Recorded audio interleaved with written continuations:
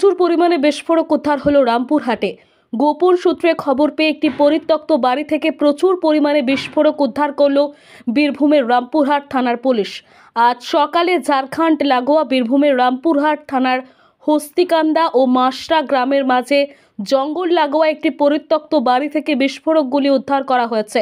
উদ্ধার হওয়া বিস্ফোরকগুলির মধ্যে রয়েছে ৬,৪০০ পিস জিলেটিন স্টিক।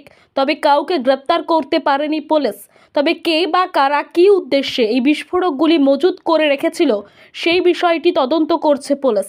তবে পুলিশের প্রাথমিক অনুমান, এলাকার পাথর খাদানে পাথর ফাটানোর কাজে ব্যবহার করা হয়ে থাকে এই জিলেটিন স্টিক বিস্ফোরকগুলি।